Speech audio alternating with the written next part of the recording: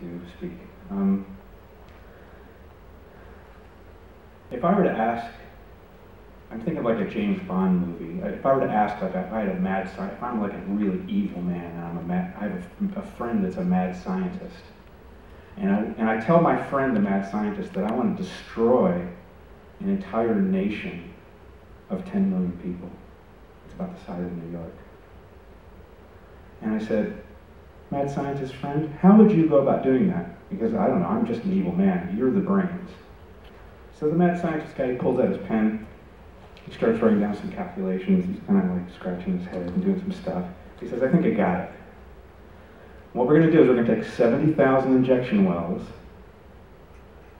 and we're going to do two things. We're going to take massive amounts of water, and we're going to mix it with poison and shoot it into the water table, or through the water table, through leaky conduits. That's potentially the worst case scenario of what we're talking about here. We already have homes in Pennsylvania, very close to here, that are being abandoned. Do you know that? Oh, I'm sorry, this is a question and answer. You're not going to respond. So I'm sorry about asking you that question.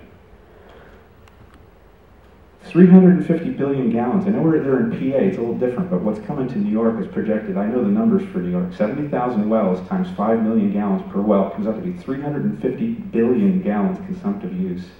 That's what, and when we're talking about one little compressor station, we have to be looking at the big picture.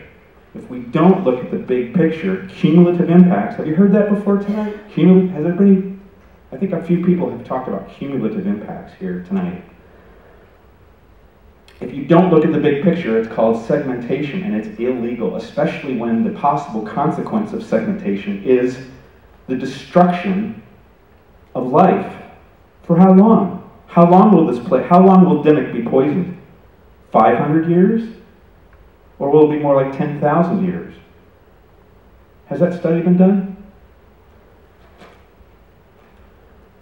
I assert, I've looked into this, I've studied this, the technical documents, and it is my belief that this station that you're talking about is the beginning. The only reason why you need that level of compression is because you want to pump it into a big pipeline, like a 30-inch. I mean, we're not stupid. We've got physicists here. We can understand this stuff. The only reason, it's not like, well, we're thinking, we might use the Constitution as an input if it comes online. You're expecting it to come online because there's no reason for this station without it. And if it's true that this is the beginning of the Constitution pipeline, then you've begun. It's in progress. I've seen it. I've been to the site. You're building it. You're not waiting for the federal permit. You're building it now. Constitution's in pre-file. How dare you do this? The question is,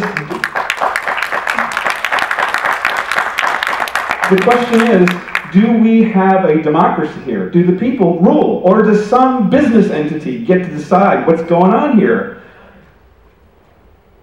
You have about a minute left. So let's talk about levels of crime. First, we have like a parking ticket. A parking ticket is what you call like an infraction. It's a minor crime. Nobody really gets injured.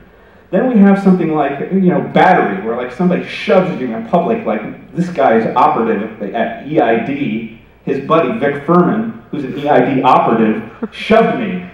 That's called battery. That's like a little minor, that's a little bit more serious. Then we have a level of crime like murder or rape, where somebody really gets harmed in a major way. And then as we increase the level of sort of like severity of crimes, we have genocide, where there's like many lives lost. Or like an entire region killed. If we have a system of law, you are guilty of the highest crimes our law has. We need you to stop this. Do not permit this. Defect. Become a whistleblower or stay and work within the system. Do whatever. We don't care how you do it, but do not permit this thing and stop this construction right now. Thank you. Thank you.